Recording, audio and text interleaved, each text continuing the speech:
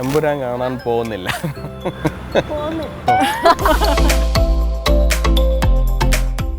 എന്തുകൊണ്ടാണ് കാണാൻ പോകാത്തത്? ഉരുളയ്ക്ക് ഉപ്പേര് പോലെ പറഞ്ഞു കഴിഞ്ഞാൽ വല്ല ചീനിച്ചട്ടി എടുത്ത് തലക്കടിക്കുക. അതുകൊണ്ട് എനിക്ക് ആരോടെങ്കിലും തർക്കിച്ച് ജയിക്കാൻ പറ്റാത്തതുണ്ടെങ്കിൽ അത് ഇവിടെ മാത്രമാണ്. സെറ്റായത് എങ്ങനെയാണിത്? വളരെ കഷ്ടപ്പെട്ടാണ്.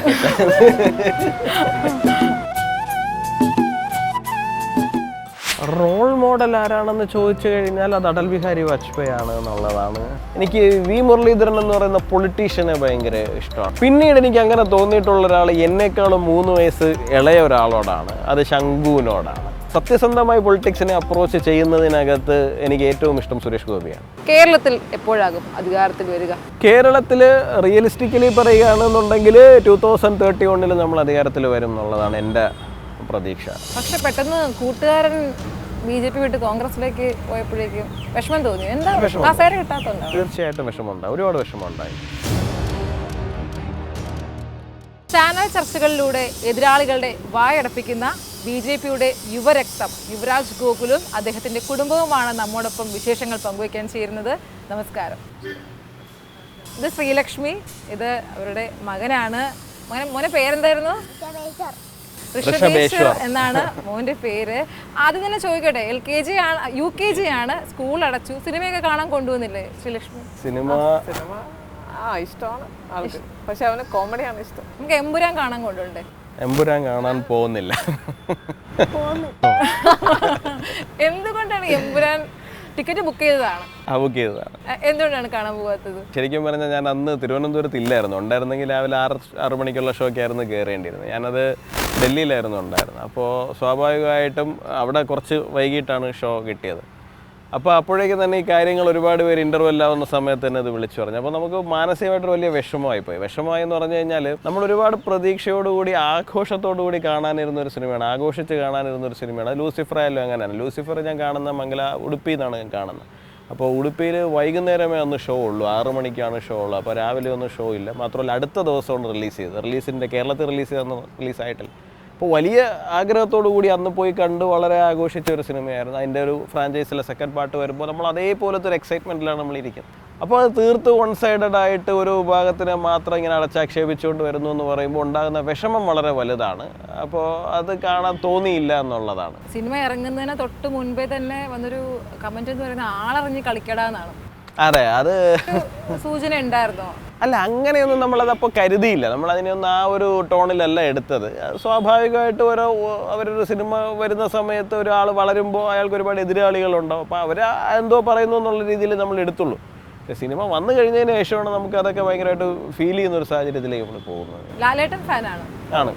ഇപ്പൊ മാറ്റമുണ്ടോ? ഒരു മാറ്റമില്ല. ശ്രീലക്ഷ്മി ലാലേട്ടൻ ഫാൻ ബേസ് ഒന്നുമല്ല, എനിക്ക് ഇഷ്ടമാണല്ലോ. പക്ഷെ എമ്പുരാൻ കാണാൻ പോകാൻ വേണ്ടി വെയിറ്റ് ചെയ്തത്? തീർച്ചയായിട്ടും. ഇപ്പൊ തീരുമാനം ഇല്ല, ഇപ്പൊ കാണാനൊന്നും തോന്നുന്നില്ല. ഈ പറഞ്ഞതുപോലെ ചാനൽ ചർച്ചകളിൽ ഇങ്ങനെ തീപ്പൊരി പ്രസംഗങ്ങൾ, അതുപോലെ തന്നെ എതിരാളികൾക്ക് ഉരുളയ്ക്ക് ഉപ്പേരി പോലും മറുപടി പറയുന്ന ഒരാളുമാണ്. വീട്ടിൽ അങ്ങനെയാണോ? അല്ല, അത് ഉരുളയ്ക്ക് ഉപ്പേര് പോലെ പറഞ്ഞു കഴിഞ്ഞാൽ വല്ല ചീനിച്ചട്ടി എടുത്ത് തലക്കടിക്കുക. അതുകൊണ്ട് ആളെ കാണുന്ന പോലെ ഒന്നല്ല. എനിക്ക് ആരോടെങ്കിലും തർക്കിച്ച് ജയിക്കാൻ പറ്റാത്തതുണ്ടെങ്കിൽ അത് ഇവിടെ മാത്രമാണ്. അത് അങ്ങനെ പറഞ്ഞ് ഇങ്ങനെ ചിരിക്കുന്നതല്ല, ഇങ്ങനെ പറഞ്ഞ് കേൾക്കുന്നത് ഞാൻ ആദ്യമായിട്ടാണ്. അല്ല, സീരിയസ്ലി പറഞ്ഞു, എനിക്ക് ഒരിക്കലും ഇന്നേ വരെ എനിക്ക് പറഞ്ഞ് ജയിക്കാൻ പറ്റിയിട്ടില്ലാത്ത ഒരാളെന്ന് പറയുന്നത് ഇദ്ദേഹമാണ്. ശ്രീലക്ഷ്മിയാണ് അല്ലേ? ഈ പക്ഷേ ഇങ്ങനെ വളരെ അല്ലെങ്കിൽ ഇങ്ങനെ സീരിയസ് ആയിട്ടുള്ള ഈ ചരിത്രമൊക്കെ ഇങ്ങനെ ഞൊടിയിടയിൽ പറയുന്ന ഒരാളാണ്. ഭയങ്കര ഓർമ്മശക്തിയാണല്ലേ? വായിക്കും, നന്നായിട്ട് വായിക്കും. ഇങ്ങനെ പണ്ട് പറഞ്ഞ കാര്യങ്ങളൊക്കെ ഇങ്ങനെ ഓർമ്മിച്ച് പറയും, നീ അന്ന് അങ്ങനെ പറഞ്ഞില്ലേ ഇങ്ങനെ പറഞ്ഞില്ലേ എന്നൊക്കെ? അങ്ങനെയല്ല, ഓർമ്മിക്കും നന്നായിട്ട്. അല്ല, ആ ഒരു കാര്യത്തിൽ നമുക്കത് പിടിച്ചിരിക്കാൻ പറ്റില്ല. മനസ്സിലായില്ലേ? എന്നെക്കാളും വലിയ ഓർമ്മശക്തിയായിരിക്കും. നിന്നോട് ഞാൻ 3 വർഷങ്ങൾക്ക് മുൻപ് വൈകുന്നേരം ഇത് പറഞ്ഞിട്ട് നീ അന്നത് ചെയ്തില്ല എന്നൊക്കെ പറയുമ്പോൾ ഞാനിങ്ങനെ ഓഹോ, തിരിച്ചാണല്ലേ? കാരണം യുവരാജാണ് ഗസ്റ്റ് എന്ന് പറഞ്ഞപ്പോഴേക്കും എന്റെ സുഹൃത്ത് പറഞ്ഞാണ്, ഒന്ന് ചോദിക്കണേ എങ്ങനെയാണ് ഇങ്ങനെ ഇതെല്ലാം ഓർത്ത് വെക്കുന്നത്, ഇങ്ങനെ സ്പോണ്ടേനിയസ് ആയി ചരിത്രമൊക്കെ പറയുന്നല്ലോ, ജസ്റ്റ് ഒന്ന് ചോദിച്ചില്ല. അത് മാത്രം ഓർമ്മയുണ്ടോ? വീട്ടിൽ സ്വന്തം ടൗൽ എവിടെ വെച്ച ഓർമ്മ ഉണ്ടാവില്ല. മനസ്സിലായോ? ഓക്കെ, അതാണ് അവസ്ഥ. കാണുപോലും ഇല്ല. ആണുങ്ങളുടെ ഒരു ഇതുണ്ടല്ലോ. ബേസിക്കലി എന്താ വെച്ച് കഴിഞ്ഞാൽ ഞാൻ എപ്പോഴും എൻ്റെ ഹാർട്ടിനെ ഫോളോ ചെയ്യുന്ന ഒരാളാണ്. മോർ ദാൻ ബ്രെയിൻ, ഞാൻ ഹാർട്ടിനെ ഫോളോ ചെയ്യുന്ന ഒരാളാണ്. അപ്പം ഞാൻ എൻ്റെ പാഷനോടുകൂടി അപ്രോച്ച് ചെയ്യുന്ന ഒരു സാധനത്തിനകത്ത് അതെനിക്കെപ്പോഴും ഉള്ളിലുണ്ടാവും എന്നുള്ളതാണ്. പിന്നെ എൻ്റെ കൺവിക്ഷനാണ് ഞാൻ എപ്പോഴും പ്രസൻറ്റ് ചെയ്യാറ്. അല്ലാണ്ട് ഞാൻ ഒരു ചാനൽ ചർച്ച തൊഴിലാളിയായിട്ടല്ല ഒരിടത്തും പോകുന്നത്. എൻ്റെ ഒരു പർട്ടിക്കുലർ വിഷയത്തിൽ എൻ്റെ കൺവിക്ഷനാണ് ഞാനത് പ്രസൻറ്റ് ചെയ്യാൻ വേണ്ടിയിട്ട് ശ്രമിക്കുക. സ്വാഭാവികമായിട്ട് എനിക്ക് ആ വിഷയത്തിലൊരു കൺവിക്ഷൻ ഉണ്ട്, അപ്പോൾ അതിനൊരു റീസൺ ഉണ്ട്. അപ്പോൾ അവർ ചോദിക്കുന്ന സമയത്ത് ഞാൻ എന്തുകൊണ്ട് അങ്ങനെ ചിന്തിക്കുന്നു എന്നുള്ളതിന് ചരിത്രപരമായിട്ടുള്ള സാമൂഹികപരമായിട്ടുള്ളൊരു റീസൺ ഉണ്ടാവും. ആ റീസണെ ഞാൻ കോട്ട് ചെയ്യുന്നു എന്നുള്ളതേ ഉള്ളൂ, അല്ലാണ്ട് അത് വേറെ ഇതുകൊണ്ടല്ല. ഈ BJP ഇന്റലക്ച്വൽ സെൽ സംസ്ഥാന സഹ കൺവീനറൊക്കെ ആയിരുന്നു, 1.5 വർഷക്കാലം ആയിരുന്നു. ആ സമയത്ത് പ്രവർത്തനങ്ങൾ എങ്ങനെയുണ്ടായിരുന്നു? അല്ല, ആ സമയത്ത് എന്ന് പറഞ്ഞു കഴിഞ്ഞാൽ കണ്ടിന്യൂസ്ലി ചാനൽ ചർച്ചകളായിരുന്നു. അപ്പം അതിന് മുമ്പ് ഞാൻ ചർച്ചയ്ക്ക് പൊയ്ക്കൊണ്ടിരിക്കുന്നത് സഹയാത്രികൻ എന്നുള്ള നിലയിലാണ്. അപ്പോൾ എനിക്ക് കുറച്ചുകൂടെ ഫ്രീഡം ഉണ്ട്. ഫ്രീഡം എന്ന് പറഞ്ഞു കഴിഞ്ഞാൽ ഇന്നിപ്പോൾ ചർച്ചയ്ക്ക് ഇപ്പോൾ ചാനലിൽ നിന്ന് തന്നെ വിളിക്കുകയാണ്, അപ്പം ഞാൻ പറയും ഇന്ന് ഞാനില്ല എന്ന് ഒഴിഞ്ഞു മാറാനുള്ള സ്വാതന്ത്ര്യം എനിക്കുണ്ട്. അപ്പം ഞാൻ ഈ പൊസിഷനിൽ വന്നു കഴിഞ്ഞ് വളരെ അടുത്ത് തന്നെയാണ് പാർലമെൻറ്റ് തിരഞ്ഞെടുപ്പ് വരുന്നത്. ഒരു 4-5 മന്ത്സ് ഗ്യാപ്പിലാണ് വരുന്നത്. അപ്പോൾ ആ സമയത്ത് ഒരു തരത്തിൽ ഒഴിഞ്ഞു മാറാൻ പറ്റാത്ത സാഹചര്യമായിരുന്നു. പോകണം എന്ന് പറഞ്ഞാൽ പോയേ പറ്റൂ, നമുക്ക് വേറെ ഓപ്ഷൻ ഇല്ല അവിടെ. അപ്പോൾ ഞാൻ ഏറ്റവും കൂടുതൽ സ്ട്രഗിൾ ചെയ്തൊരു പീരീഡായിരുന്നു അത്. കാരണം മറ്റത് ഇപ്പോൾ അതിന് മുമ്പ് യൂണിഫോം സിവിൽ കോഡാണ് വിഷയം. അപ്പോൾ എനിക്കറിയാം വരുന്ന ഒരാഴ്ച 2 ആഴ്ച ചർച്ച മുഴുവൻ അതായിരിക്കും. BJPക്കകത്ത് ഒഫീഷ്യലി വന്നതിന് ശേഷം ഇന്നത്തെ ചർച്ചയുള്ള ടോപ്പിക് ആയിരിക്കില്ല നാളെ മറ്റൊരു ചാനലിലെ ടോപ്പിക്, അതായിരിക്കില്ല അതിൻ്റെ അടുത്ത ദിവസത്തെ ടോപ്പിക്ക്. ഒരു ദിവസം ഇലക്ട്രൽ ബോണ്ടായിരിക്കും വിഷയം, മറു ദിവസത്തിൽ ചിലപ്പോൾ ആം ആദ്മി പാർട്ടിയുമായി ബന്ധപ്പെട്ടിട്ടുള്ള അന്നത്തെ മദ്യനയമായിരിക്കും വിഷയം, അടുത്ത ദിവസം മറ്റൊന്ന് അയോധ്യ ആയിരിക്കും വിഷയം. അപ്പോൾ ഇതിനോട് മാച്ച് ചെയ്യാൻ കുറച്ച് സ്ട്രഗിൾ ചെയ്യുന്നൊരു സാഹചര്യം ഉണ്ടായി എന്നുള്ളതാണ്. അപ്പോൾ ശരിക്കും പറഞ്ഞാൽ വേറെ ഒന്നിനും നമുക്ക് സമയം കിട്ടിയിട്ടില്ല. ഇത് ഒരു ഫൈറ്റ് ചെയ്ത് പിടിക്കുക എന്നുള്ളത് മാത്രമായിരുന്നു അതൊരു വലിയ സ്ട്രഗിളാണ്. അത് പുറത്ത് നിൽക്കുന്നവർക്ക് കണ്ടാൽ മനസ്സിലാവില്ല, അത് വലിയ പ്രഷർ കൂടിയാണ്. പർട്ടിക്കുലർലി നമ്മൾ അത്യാവശ്യം ഒരു പെർഫോം ചെയ്ത് പോകാനും കൂടെ തുടങ്ങി കഴിഞ്ഞാൽ നമ്മുടെ പുറത്തുണ്ടാകുന്ന എക്സ്പെക്റ്റേഷനും പ്രഷറും വലിയ രീതിയില്ല. അപ്പോൾ അത് മാച്ച് ചെയ്യുക എന്ന് പറയുന്നത് കുറച്ചൊരു ബുദ്ധിമുട്ടാണ്. അപ്പോൾ വേറെ ഒന്നും ചെയ്യാനുള്ള സമയം ഇല്ലാണ്ടായി, അതാണ്. ഈ തിരക്കുകളെയൊക്കെ ശ്രീലക്ഷ്മി എങ്ങനെയാണ് മാനേജ് ചെയ്തത്? നല്ല തിരക്കുള്ള ആളാണ്, അപ്പോൾ അത് കുടുംബജീവിതവുമായി എങ്ങനെയാണത്? കുടുംബജീവിതത്തിൽ ആവശ്യത്തിനുള്ള പ്രശ്നങ്ങളൊക്കെ ഉണ്ടാവാറുണ്ട്, പക്ഷെ കുഴപ്പമില്ല. പിന്നെ നമ്മള് ധാർമ്മികതയുടെ പേരിൽ അതിന് കുഴപ്പമില്ലാതെ പോവുമായിരുന്നു.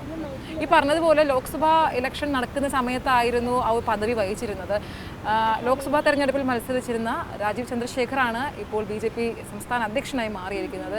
അദ്ദേഹത്തിലേക്ക് ഒരു ഭരണമാറ്റം വരുമ്പോൾ BJPയിൽ ഇനി എന്താണ് പ്രതീക്ഷിക്കാനുള്ളത്? ഒരു മാറ്റം വരുമോ? അല്ല, നമ്മൾ ഈ കണ്ട് പരിചയിച്ചിട്ടുള്ള ഒരു പൊളിറ്റിക്കൽ ശൈലിയുണ്ട്. പലരും പ്രസിഡന്റ് പൊളിറ്റീഷ്യൻസ് പ്രസിഡൻ്റായിട്ട് വന്നിട്ടുള്ള. അപ്പോൾ ഒരു വളരെ ടെക്നോക്രാറ്റായിട്ടുള്ള ഒരാൾ, ഒരു പ്രൂവൺ ബിസിനസ്മാൻ ആയിട്ടുള്ള ആൾ, ആ മേഖലയിൽ വിജയിച്ച ഒരാൾ ഇതിനകത്തേക്ക് വരികയാണ്. അപ്പോൾ അദ്ദേഹത്തിന് മറ്റ് തലത്തിലുള്ള ഐഡിയാസ് ഉണ്ടാകും. ഇപ്പോൾ ഉദാഹരണം പറഞ്ഞു കഴിഞ്ഞാൽ ഇപ്പോൾ 2 പേര് ചെസ്സ് കളിച്ചുകൊണ്ടിരിക്കുകയാണെന്നുണ്ടെങ്കിൽ ആ കളിച്ചുകൊണ്ടിരിക്കുന്നവരെക്കാളും ഐഡിയ ചിലപ്പോൾ മൂന്നാമത് നിൽക്കുന്ന ഒരാൾക്കുണ്ടാവും. അപ്പോൾ അദ്ദേഹം കുറേ കാലം ഇത് അല്ലാത്തൊരു രീതിയിൽ അദ്ദേഹത്തിൻ്റെ പ്രൊഫഷണൽ സ്കില്ലോടുകൂടി ഇതിനെ വാച്ച് ചെയ്ത ഒരാളാണ്. അപ്പോൾ അദ്ദേഹത്തിൻ്റേതായ കുറച്ച് വിഷൻസും ഐഡിയാസും ഒക്കെ ഇംപ്ലിമെൻറ്റ് ചെയ്യാൻ വേണ്ടിയിട്ടുണ്ടാകും. ഒരു ഫ്രഷ്നെസ് തീർച്ചയായിട്ടും ഉണ്ടാകും. പക്ഷേ ഈ പറഞ്ഞതുപോലെ 2006 മുതൽ രാജീവ് ചന്ദ്രശേഖർ രാഷ്ട്രീയത്തിൽ പരിചിതനാണ്. പക്ഷേ കേരള രാഷ്ട്രീയത്തിൽ അദ്ദേഹത്തെ അറിയാൻ തുടങ്ങിയത് ഈ ഒരു ലോക്സഭാ തെരഞ്ഞെടുപ്പിലൂടെയാണ് ജനങ്ങൾ ഒന്ന് അറിയാൻ തുടങ്ങിയത്. അപ്പോൾ അത്ര പരിചിതമല്ല അദ്ദേഹത്തിനും, ഈ ഒരു കേരള രാഷ്ട്രീയം അത്ര പരിചിതമല്ല. അപ്പോൾ ഒരുപാട് പ്രതിസന്ധികൾ അദ്ദേഹം ഫേസ് ചെയ്യില്ലേ? നമ്മളത് അങ്ങനെ നമുക്ക് പറയാൻ കഴിയില്ല. എന്ന് വെച്ച് കഴിഞ്ഞാൽ പൊളിറ്റിക്സ് എന്ന് പറയുന്നത് ഓരോ ദിവസവും ചലഞ്ചസ് നിറഞ്ഞതാണ്. നമുക്കത് ഇന്നലത്തോടു കൂടി ആ ചലഞ്ചസ് അവസാനിച്ചു എന്നൊന്നും പറയാൻ വേണ്ടിയിട്ടില്ല. പിന്നെ ഇന്ത്യൻ പൊളിറ്റിക്സിൽ നിൽക്കുന്ന ഒരാളാണ്. അപ്പോൾ അദ്ദേഹത്തെ സംബന്ധിച്ചിടത്തോളം അദ്ദേഹം ഇപ്പോൾ കർണാടക പൊളിറ്റിക്സിൽ നിന്നാണ് അദ്ദേഹം സ്റ്റാർട്ട് ചെയ്യുന്നത്. അദ്ദേഹം ഇപ്പോൾ പോണ്ടിച്ചേരി ഇലക്ഷൻ്റെ സഹപ്രഭാരിയായിരുന്നു. അപ്പോൾ കർണാടകയിൽ ഒരു പാറ്റേണേ അല്ല ഒരിക്കലും പോണ്ടിച്ചേരിയിലേക്കും തമിഴ്നാട്ടിലേക്കും വരുന്നത്. നമ്മൾ ആന്ധ്രയിലേക്ക് പോയതായിരിക്കില്ല, നോർത്ത് ഈസ്റ്റിലേക്ക് പോയതായിരിക്കില്ല. അപ്പോൾ അദ്ദേഹം ഇതിനോടകം തന്നെ ഒരു 3-4 സംസ്ഥാനങ്ങളിൽ വളരെ ക്ലോസ് ആയിട്ട്, അപ്പോൾ ഡൽഹിയിലായിരുന്നു അദ്ദേഹം കാലങ്ങളായിട്ട് സെറ്റിൽ. അപ്പോൾ ഡൽഹി പൊളിറ്റിക്സ് എന്താണെന്ന് അദ്ദേഹത്തിന് അറിയാം, അവിടെ ഇലക്ഷൻ ഫൈറ്റ് ചെയ്യുന്ന രീതി. കർണാടക അദ്ദേഹത്തിന് അറിയാം, പോണ്ടിച്ചേരി അദ്ദേഹം മാനേജ് ചെയ്തു, കേരളത്തിൽ അദ്ദേഹം ഒരു ഇലക്ഷൻ ഫൈറ്റ് ചെയ്ത് കഴിഞ്ഞു. സ്വാഭാവികമായിട്ടും അതൊരു വേഴ്സറ്റൈലായിട്ട് അദ്ദേഹത്തിന് അത് ഹാൻഡിൽ ചെയ്യാൻ പറ്റും എന്നുള്ളത് തന്നെയാണ് ഞാൻ വിശ്വസിക്കുന്നത്. പക്ഷേ ഈ പറഞ്ഞതുപോലെ സുരേഷ് ഗോപി സാർ നമ്മുടെ രാഷ്ട്രീയത്തിലേക്ക് കടന്നു വരുമ്പോഴേക്കും ഒരുപാട് പ്രതിസന്ധികൾ അദ്ദേഹം തരണം ചെയ്തു. ചെയ്തു, അല്ലെങ്കിൽ അദ്ദേഹത്തിന്റെ വാക്കുകൾ എപ്പോഴും വിവാദങ്ങളായി മാറാറുണ്ട്, അല്ലെങ്കിൽ മാധ്യമങ്ങൾ വളച്ചൊടിക്കാറുണ്ട് എന്ന് വേണമെങ്കിൽ പറയാം. അതേ ഒരു പ്രശ്നം ഈ രാജീവ് ചന്ദ്രശേഖർ എത്തുമ്പോഴും ഫേസ് ചെയ്യില്ലേ? അല്ല, അതാ ഞാൻ പറഞ്ഞത്. അതിപ്പോൾ ആരായാലും അതിനകത്ത് ഫേസ്. ഇപ്പോൾ സുരേന്ദ്രേട്ടൻ പറഞ്ഞ കാര്യങ്ങൾ പോലും വളച്ചൊടിക്കുന്ന സാഹചര്യങ്ങൾ ഉണ്ടായിട്ടുണ്ട്. ഇപ്പോൾ 35 സീറ്റ് എന്ന് സുരേന്ദ്രേട്ടൻ പറഞ്ഞത് വളരെ റിയലിസ്റ്റിക് ആയിട്ടുള്ളൊരു കാര്യമാണ് പറഞ്ഞത്. ഇപ്പം ഞാനത് പലതവണയും ഞാനത് പറഞ്ഞിട്ടുണ്ട്. ഇപ്പോൾ 2011 ഉമ്മൻചാണ്ടി സർക്കാർ ഭരിക്കുമ്പോൾ UDF-ന് കോൺഗ്രസിന് 35 സീറ്റേ ഉള്ളൂ. അപ്പോൾ ഏതെങ്കിലും ഒരു കക്ഷിക്ക് 35 കിട്ടിയാൽ അവർക്ക് ഭരിക്കാൻ പറ്റും എന്നുള്ളതിന് പ്രൂവണാണ്. അത് മാത്രമേ കെ സുരേന്ദ്രൻ പറഞ്ഞിട്ടുള്ളൂ. പക്ഷേ അതിനെ ഏതൊക്കെ തരത്തിൽ അതിനെ ട്വിസ്റ്റ് ചെയ്തു അവതരിപ്പിക്കപ്പെട്ടു എന്നുള്ള കാര്യം നമ്മൾ കണ്ടതാണ്. അതിപ്പോൾ കെ സുരേന്ദ്രൻ ആയിരുന്നാലും ശരി തന്നെയാണ്, സുരേഷ് ഗോപി ആയിരുന്നാലും ശരി തന്നെയാണ്, രാജീവ് ചന്ദ്രശേഖർ ആയിരുന്നാലും ശരി തന്നെയാണ്. പൊളിറ്റിക്സിൽ ഇപ്പോൾ നരേന്ദ്രമോദി പറഞ്ഞിരിക്കുന്ന കാര്യങ്ങൾ ഏതൊക്കെ തലത്തിൽ വ്യാഖ്യാനിക്കുന്ന സാഹചര്യം ഉണ്ടായി. ഇപ്പോൾ ശരിയാണ്, സുരേഷ് ഏട്ടൻ വരുന്ന സമയത്ത് അദ്ദേഹം ഈ പറഞ്ഞ പോലെ തന്നെ കുറച്ചുകൂടി ഹൃദയം കൊണ്ട് സംവദിക്കുന്ന ഒരാളാണ്. അപ്പോൾ തീർച്ചയായിട്ടും അദ്ദേഹം കുറച്ചുകൂടി അദ്ദേഹത്തിൻ്റെ സിനിമയിലെ ആ ഒരു കരിസ്മയും കൂടി അദ്ദേഹത്തിന് നിൽക്കുന്നുണ്ട്. അദ്ദേഹം ആദ്യമായിട്ടൊന്നുമല്ല ഈ ക്യാമറയും ഇതൊന്നും കാണുന്നത്, വളരെ കാലങ്ങളേക്കാണ്. അദ്ദേഹം അതേ പാറ്റേൺ ഇവിടെയും പിന്തുടരുകയാണ്. അപ്പോൾ പെട്ടെന്നൊരു ദിവസം ഞാൻ ഇന്ന് മുതൽ പൊളിറ്റീഷ്യനായി എന്ന് പറഞ്ഞുകൊണ്ട് അദ്ദേഹം ഒരു മാസ്ക് എടുത്തിട്ടിട്ടല്ല വന്ന. അദ്ദേഹം അതിന് മുമ്പ് എങ്ങനെയായിരുന്നു അതുപോലെ തന്നെയാണ് നമ്മുടെ മുമ്പിലേക്ക് വന്നത്. അതിന് മുമ്പ് എങ്ങനെയാണോ അദ്ദേഹം മാധ്യമങ്ങളെ അപ്രോച്ച് ചെയ്തിരുന്നത് അതുപോലെ തന്നെയാണ് അപ്രോച്ച്.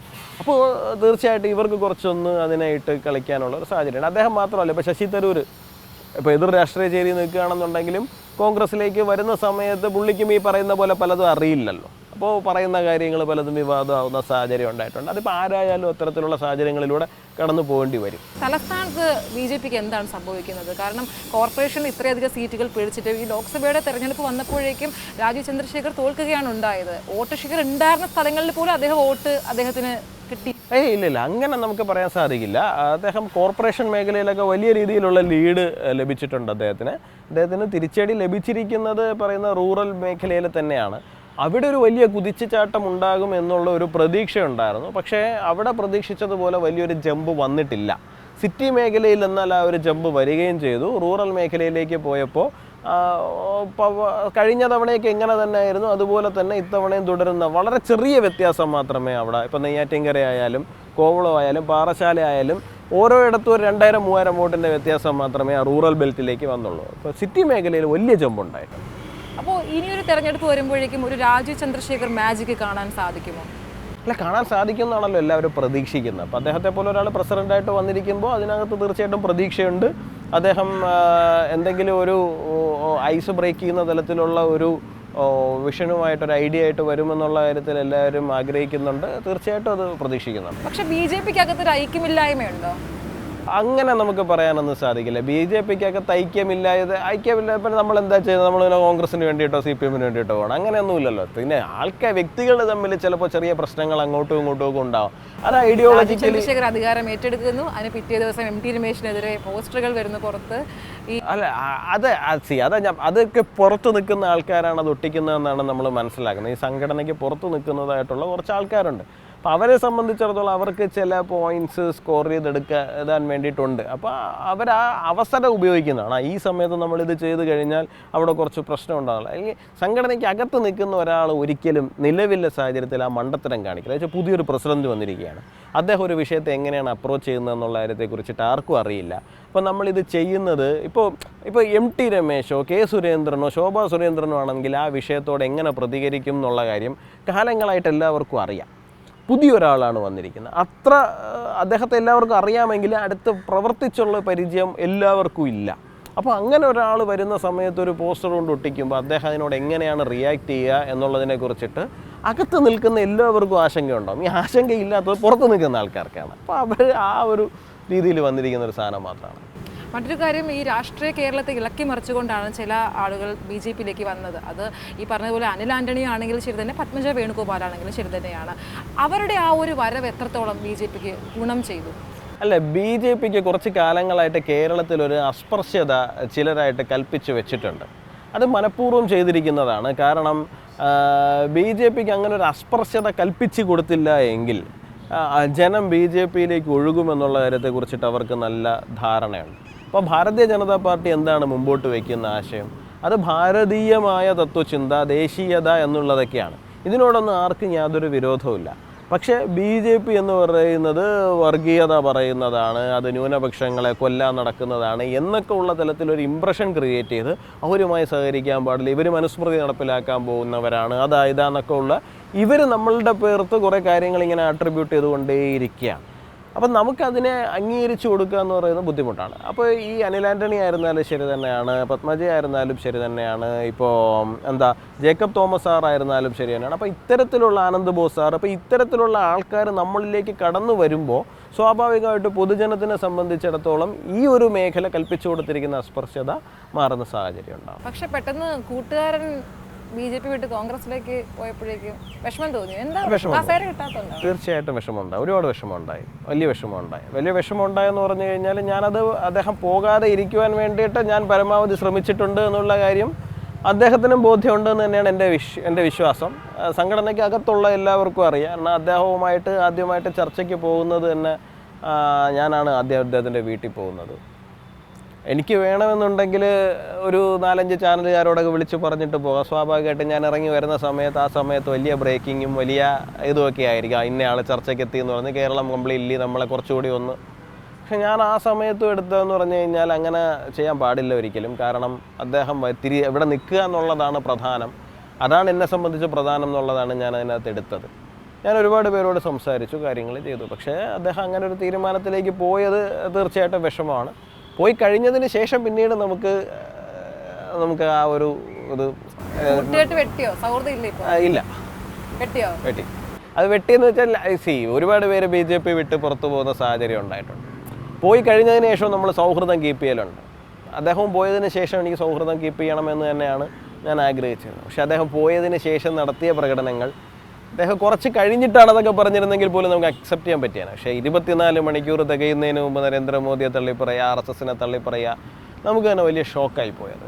അത് തീർച്ചയായിട്ടും വല്ലാത്തൊരു മുറിവ് നമ്മുടെയൊക്കെ മനസ്സിനകത്ത് ഉണ്ടാക്കിയിട്ടുണ്ട്. അപ്പോൾ ഒരാൾക്ക് അങ്ങനെ സാധിക്കുന്നു എന്നുണ്ടെങ്കിൽ പിന്നെ നമ്മൾ അവരോട് സൗഹൃദം നമ്മളായിട്ട് കീപ്പ് ചെയ്യുന്നതിൽ അർത്ഥമില്ല എന്നാണ് ഞാൻ വിശ്വസിക്കുന്നത്. ഏതായാലും രാഷ്ട്രീയ ജീവിതം അവിടെ നിൽക്കട്ടെ, ഇനി കുടുംബജീവിതത്തിലേക്ക് വരാം. ഇത്രയും സീരിയസ് ആയി സംസാരിക്കുന്ന ഒരാൾ പ്രണയിച്ചാണോ കല്യാണം കഴിച്ചത്? അതെ. അതെങ്ങനെയാണ് അങ്ങനെ ഒരു കണ്ണൂർ ട്രിവാൻഡ്രം റിലേഷൻ എങ്ങനെയായിരുന്നു? ഞാൻ എറണാകുളത്തായിരുന്നു വർക്ക് ചെയ്തോണ്ടിരുന്നത്.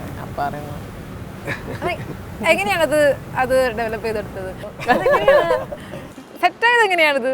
വളരെ കഷ്ടപ്പെട്ടാണ് സെറ്റായത്. അല്ല, അത് ഗോകുൽ ഭയങ്കര ഫ്രീ ആണ്, കാണുന്ന പോലെ അല്ല. നല്ല എന്താ പറയാ, നല്ല സൗഹൃദമാണ്. അല്ല, അത് എന്നെ കുറിച്ച് എന്തെങ്കിലും നല്ലത് പറയേണ്ടി വരുമെന്നുള്ള ഒരു ബ്ലോക്കാണ്. ഇവനെ കുറിച്ച് നല്ലത് പറഞ്ഞാൽ ഇനി അവളെ കുറച്ച് കഴിഞ്ഞിട്ട് ആളാകുമല്ലോ എന്നുള്ളൊരു പേടി ഉണ്ടാവില്ല. എവിടെ കണ്ടുമുട്ടലൊക്കെ എങ്ങനെയായിരുന്നു? ഞാൻ എറണാകുളത്തായിരുന്നു, ഗോകുലും അവിടെയായിരുന്നു വർക്ക് ചെയ്തോണ്ടിരുന്നത്. പിന്നെ അവിടെ വെച്ചറിയാം. പെട്ടെന്ന് തന്നെ പെട്ടെന്ന് സമ്മതിച്ചു അങ്ങ്? അല്ല, വളരെ കഷ്ടപ്പെട്ടാണ്. അങ്ങനെയാണത് സെറ്റാക്കി. കഥ പറയാൻ താല്പര്യമില്ലാത്തത് രഹസ്യമാണ്. അങ്ങനെ പറയാൻ വേണ്ടി കഥയൊന്നുമില്ല, അതൊന്നും അല്ലെ പറയാ. കഥ എന്ന് പറഞ്ഞാൽ അതൊരു നോർമൽ സ്റ്റോറിയാണ്. അപ്പുറത്തേക്ക് നമുക്കിപ്പോൾ പറയില്ലേ, നമ്മുടെ ലൈഫിൽ ഇതായിരിക്കും നല്ലത്, അല്ലെങ്കിൽ നമ്മളെ അക്സെപ്റ്റ് ചെയ്യുക, അല്ലെങ്കിൽ നമ്മൾ ഉൾക്കൊള്ളുക എന്ന് പറയുന്ന ഒരു ഇതുണ്ടല്ലോ. നമ്മൾ പറയുന്ന എല്ലാ കാര്യം ആ പറയുന്ന ഏത് രീതിയിലാണോ ആ രീതിയിൽ അതിനെ മനസ്സിലാക്കാൻ ഉൾക്കൊള്ളുക എന്ന് പറയുന്നത് ഒരാൾക്ക് ആവശ്യമുള്ളൊരു സാധനമാണ്. അപ്പം നമുക്കത് പറ്റും എന്ന് തോന്നുന്നതുകൊണ്ട് ഇപ്പോൾ ഗോകുലൊരു തമാശ പറഞ്ഞാൽ അത് ആ രീതിയിൽ തന്നെ ഞാൻ അക്സെപ്റ്റ് ചെയ്യും. അപ്പോൾ നേരത്തെ എൻ്റെ അടുത്ത് ചോദിച്ചില്ലേ, വീട്ടിൽ പ്രശ്നമല്ലേ ഇങ്ങനെ പോകുന്നതിനൊക്കെ എന്നൊക്കെ. അപ്പം എന്നെ സംബന്ധിച്ചിടത്തോളം നമ്മളത് മനസ്സിലാക്കിയേ തീർന്നു, വേറെ പ്രശ്നമില്ല. മനസ്സിലാക്കാതിരിക്കുമ്പോൾ ആണ് അതൊരു പ്രശ്നമായിട്ടും അല്ലാത്ത രീതിയിലൊക്കെ വരുന്നത്. അപ്പോൾ അങ്ങനെ ഒരാളെ കിട്ടുമ്പോൾ നമ്മളതിനെ സ്വീകരിച്ചു. അത്ര ഒരു രാഷ്ട്രീയ നേതാവ് എന്ന് പറയുമ്പോൾ ഒരു വലിയൊരു കോംപ്ലിമെൻ്റ് ആണ്. ഞാനത് തലയിലേക്ക് എടുക്കലേ ഇല്ല. ഓക്കെ, കാരണം അത് നമുക്ക് ഒരു ദിവസം അത് ചിലപ്പോൾ കിട്ടും. നമ്മൾ ചെല്ലുന്ന സ്ഥലത്ത് നമ്മളെ ആൾക്കാർ തിരിച്ചറിയും. കുറേ ആൾക്കാർ സെൽഫി എടുക്കാനൊക്കെ വരും. ചില സ്ഥലത്ത് പോകുമ്പോൾ നമ്മളാരും തിരിച്ചറിഞ്ഞു എന്ന് തന്നെ വരില്ല. അപ്പോൾ നമുക്ക് ആദ്യത്തെ നമ്മൾ തലയിലേക്ക് എടുത്താൽ രണ്ടാമത്തെ നമ്മളെ വല്ലാണ്ട് നമ്മളെ വിഷമിപ്പിക്കാൻ തുടങ്ങും. അപ്പോൾ ഞാൻ വന്നു ഇല്ലെങ്കിൽ ഇല്ല, നമ്മളൊരു നോർമൽ രീതിയിൽ അത് പോയി കഴിഞ്ഞാൽ ബുദ്ധിപരമായ ആൻസർ ചെയ്യാനൊക്കെ. അല്ല, ഞാൻ ആദ്യമേ പറഞ്ഞല്ലോ, ഞാനത് എൻ്റെ കൺവിക്ഷനെ ഞാൻ പ്രസൻറ്റ് ചെയ്യലുള്ളൂ. അപ്പോൾ അതാണ് എൻ്റെ കൺവിക്ഷൻ. നമുക്കത് എന്നെ ബാധിക്കുന്നില്ല. എനിക്ക് ഏറ്റവും നല്ലൊരു ഗുണം എന്താണ് ഭർത്താവിന് നിലയിൽ ഗൂഗിൾ? ഇപ്പൊ പറഞ്ഞതന്നെ മനസ്സിലാക്കാന്ന് പറഞ്ഞാൽ പറയുന്ന കാര്യം പറയുന്ന പോലെ കേൾക്കും. അപ്പൊ നെഗറ്റീവോ? നെഗറ്റീവ് പറഞ്ഞാൽ അതുപോലെ തന്നെ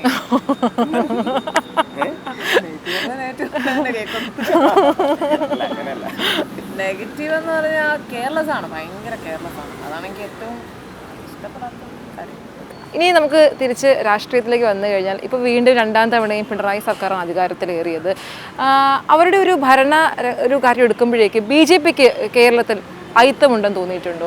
അല്ല, ഇടതുപക്ഷത്തിനെ സംബന്ധിച്ചിടത്തോളം ഇടതുപക്ഷത്തിൻ്റെ ഏറ്റവും വലിയ വോട്ട് ബാങ്ക് എന്ന് പറയുന്നത് ഹിന്ദു കമ്മ്യൂണിറ്റിയാണ്. 1956 മുതൽ ഇങ്ങോട്ട് നമ്മൾ എടുത്തു കഴിഞ്ഞാൽ ഇലക്ഷൻ പാറ്റേൺ ശ്രദ്ധിച്ചാൽ നമുക്ക് മനസ്സിലാവും. കോൺഗ്രസിൻ്റെ vote bank mainly Nair, Christian, മുസ്ലിമാണ്.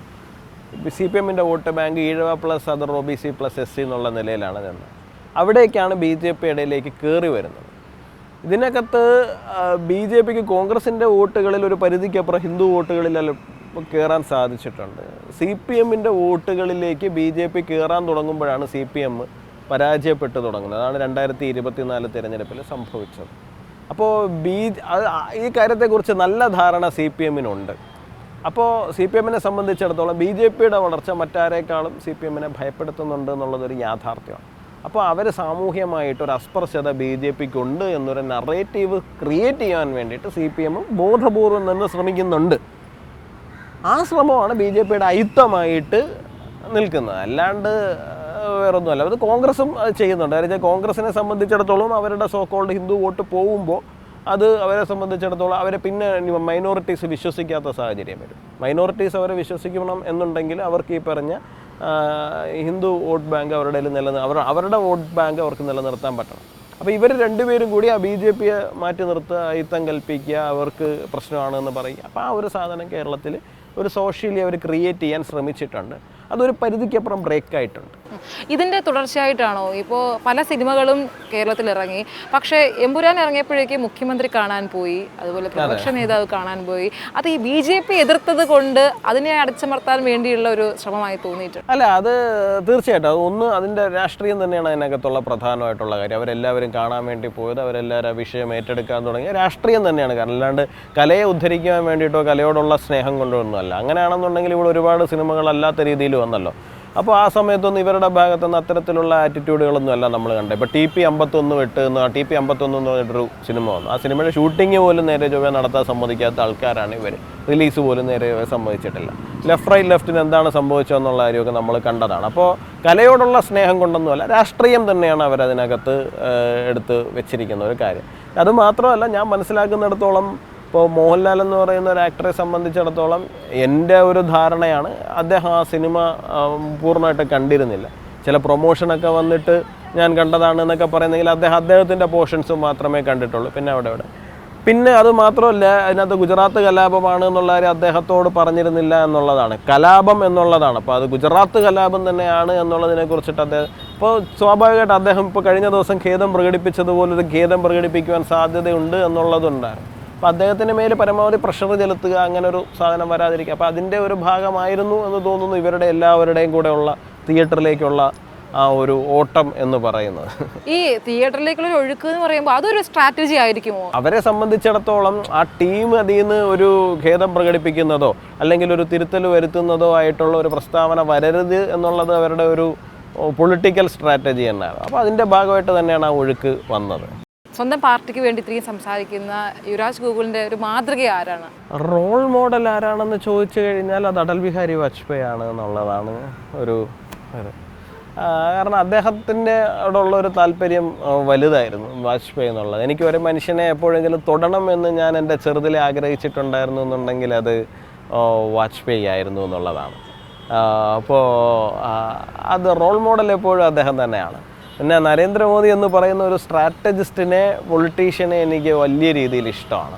കാരണം അദ്ദേഹത്തിന് ഈ പറഞ്ഞൊരു കൺവിക്ഷൻ ഉണ്ട്. ഒരു വിഷയത്തിൽ എന്താണ് വേണ്ടത് എന്നുള്ളതിനെ കുറിച്ചിട്ടുള്ള അപാരമായ കൺവിക്ഷൻ ഉള്ളൊരു മനുഷ്യനാണ് നരേന്ദ്രമോദി എന്ന് പറയുന്നത്. അപ്പോൾ ഇവർ രണ്ടുപേരും റോൾ മോഡൽസ് തന്നെയാണ്. കേരളത്തിലേക്ക് വന്നു കഴിഞ്ഞാൽ അത് എനിക്ക് വി മുരളീധരൻ എന്ന് പറയുന്ന പൊളിറ്റീഷ്യനെ ഭയങ്കര ഇഷ്ടമാണ്. എനിക്ക് വി മുരളീധരനോട് അങ്ങനെ വലിയ അടുപ്പമുള്ള ആളല്ല വ്യക്തിപരമായിട്ട്, പക്ഷേ വളരെ മുമ്പ് തന്നെ അദ്ദേഹത്തെ ദൂരെ നിന്ന് ഒബ്സർവ് ചെയ്ത് പഠിക്കുന്നതിനകത്ത് എനിക്ക് വലിയ ഇഷ്ടം തോന്നിയിട്ടുണ്ട്. അദ്ദേഹം കൊടുക്കുന്ന പ്രസ്താവനകൾ, പക്വത, അത്തരം കാര്യങ്ങളെ സംബന്ധിച്ചിടത്തോളം. അതുപോലെ തന്നെ നമുക്കൊരു പക്വതയും പാകതയും തോന്നിയിട്ടുള്ള ഒരാൾ MT രമേശ് ചേട്ടനാണ്. MT രമേശ് ചേട്ടൻ ഒരു പ്രസ്താവന വെറുതെ പറയില്ല. ഒരു വാക്ക് പറയുമ്പോൾ അത് ഒരു വളരെ ദൂരക്കാഴ്ചയോടുകൂടി പറയുന്ന ആളായിരിക്കും. പിന്നീട് എനിക്ക് അങ്ങനെ തോന്നിയിട്ടുള്ള ഒരാൾ എന്നെക്കാളും 3 വയസ്സ് ഇളയ ഒരാളോടാണ്. അത് ശംഖുവിനോടാണ്. എന്നെക്കാളും 3 വയസ്സ് ഇളയതാണ്. പക്ഷേ ഒരു അറിവിൻ്റെ കാര്യത്തിലായാലും മറ്റ് എഴുത്തിൻ്റെ കാര്യത്തിലായിരുന്നാലും ഒരു നറേറ്റീവ് ബിൽഡ് ചെയ്യുന്ന കാര്യത്തിലായിരുന്നാലും ഞാൻ എൻ്റെ മുന്നിൽ കാണുന്ന ഒരാളാണ് ശംഖു എന്ന് പറയുന്നത്. അതെനിക്ക് പറയാൻ മടിയൊന്നുമില്ല. എന്നെക്കാൾ ഇളയ ആളാണെങ്കിൽ എനിക്കത് പറയുന്നതിന് യാതൊരു മടിയില്ല. പിന്നെ ഞാൻ ഈ സത്യസന്ധമായി പൊളിറ്റിക്സിനെ അപ്രോച്ച് ചെയ്യുന്നതിനകത്ത് എനിക്ക് ഏറ്റവും ഇഷ്ടം സുരേഷ് ഗോപിയാണ്. സത്യസന്ധമായിട്ട് പൊളിറ്റിക്സിനെ അപ്രോച്ച് ചെയ്യുക എന്ന് പറയുന്നത്. എന്ന് വെച്ച് കഴിഞ്ഞാൽ ഈ നേരത്തെ പറഞ്ഞ പോലെ തന്നെ ഒരു ഇതൊന്നുമില്ല, താൻ എന്താണോ അദ്ദേഹം അതങ്ങ് പ്രസൻറ്റ് ചെയ്യുകയാണ്. അപ്പോൾ സുരേഷ് ഗോപിക്ക് പ്രശ്നങ്ങളുണ്ടായില്ല വെച്ചാൽ പ്രശ്നങ്ങളുണ്ടായി, പക്ഷേ അദ്ദേഹം സക്സസ്ഫുള്ളായിട്ട് മാറുന്നൊരു സാഹചര്യം ഉണ്ടായിട്ടുണ്ട്. കേരളത്തിൽ BJP ഇഷ്ടമല്ല, പക്ഷേ നരേന്ദ്രമോദിയെ ഇഷ്ടമാണ്, അവിടുത്തെ ദേശീയ നേതാക്കളൊക്കെ ഇഷ്ടമാണ്, കേരളത്തിലെ BJP ഇഷ്ടമല്ല എന്ന് ചില ആൾക്കാർ പറയും. അതെന്തുകൊണ്ടാണ്? അത് ബേസിക്കലി എന്ന് പറഞ്ഞാൽ അവരൊരുപാട് നമ്മളിന്ന് പ്രതീക്ഷിക്കുന്നുണ്ട്. ഇവരിപ്പോൾ ഈ തിരഞ്ഞെടുപ്പിൽ ജയിക്കും, ഈ തിരഞ്ഞെടുപ്പ് അങ്ങനെ സംഭവിക്കും, ഇങ്ങനെ സംഭവിക്കും.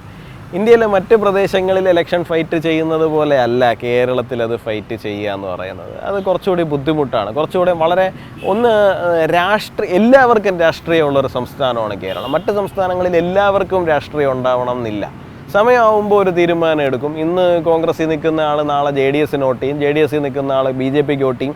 ഇങ്ങനൊരു പൊളിറ്റിക്സ് കർണാടകത്തിലുണ്ട്, മറ്റ് പല സംസ്ഥാനങ്ങളും. പക്ഷേ കേരളം എന്ന് പറഞ്ഞാൽ കുറച്ചുകൂടി രാഷ്ട്രീയമായിട്ട് വേര് താഴേക്ക് ഇറങ്ങിയിട്ടുള്ള ഒരു സംസ്ഥാനമാണ്. അപ്പോൾ അതിൻ്റെ ഒരു പ്രശ്നമുണ്ട്. പിന്നെ ഞാൻ ആ റോൾ മോഡൽ പൊളിറ്റിക്സിനകത്ത് എനിക്ക് ഒരാളുടെ പേര് ഞാൻ വിട്ടുപോയി കേട്ടോ. വളരെ യങ്ങായിട്ടുള്ള ഒരാളാണ്. ആ ആളുടെ പേര് പറയാതെ പോകുന്നത് ശരിയല്ല. അണ്ണാമലയോട് എനിക്ക് വല്ലാത്തൊരു ആരാധനയുണ്ട്. അതിനൊരു റീസണുണ്ട്. കാരണം അദ്ദേഹം എന്ന് പറയുന്നത് തമിഴ്നാട് പൊളിറ്റിക്സ് എന്താണ് എന്ന് മനസ്സിലാക്കി ഈ കേരളം പോലൊരു സ്റ്റേറ്റ് തന്നെയാണ്. അപ്പോൾ അവിടെ ഇപ്പോൾ കേരളത്തിൽ നമുക്ക് സംഘടനയുണ്ട്, തമിഴ്നാട്ടിൽ അങ്ങനെ ഒരു സംഘടന അധികം ഇല്ലാതിരുന്നൊരു ഇതാണ് BJP എന്ന്. വളരെ ചുരുക്കം നമ്മളൊരു ഗ്രാമങ്ങളിലൊക്കെ പോയിട്ട് BJP എന്ന് പറഞ്ഞാൽ ആർക്കും അറിയില്ല അവിടെ. അങ്ങനെ ഒരു അവിടെ ആ സാധനത്തിനെ ബിൽഡ് ചെയ്ത് കൊണ്ടുവരുന്നതിനകത്ത് അദ്ദേഹത്തിൻ്റെ കൺവിക്ഷനും ഐഡിയോളജിയും ഒരുപാട് റോള് വഹിച്ചിട്ടുണ്ട്. അപ്പോൾ കേരളവും അതുപോലെ തന്നെയാണ്. പിന്നെ ഞാൻ ഈ പറഞ്ഞ പോലെ തന്നെ തമിഴ്നാട്ടിലൊരു സംഘടന ഇല്ലാതിരുന്നതുകൊണ്ട് അദ്ദേഹത്തിന് കുറച്ചുകൂടി എളുപ്പമായിരുന്നു എന്ന് എനിക്ക് തോന്നുന്നു. അപ്പോൾ ഇവിടെ സംബന്ധിച്ചിടത്തോളം എല്ലാവർക്കും കൃത്യമായ കാഴ്ചപ്പാടുണ്ട്, ഒരു ബോധ്യമുണ്ട്. ആ ബോധ്യത്തിൻ്റെ പുറത്താണ് ആ ഒരു ഇത് വരുന്നത്. യുവരാജ് ഗോകുൽ, എന്താണ് ഈ പേര് ഇങ്ങനെ?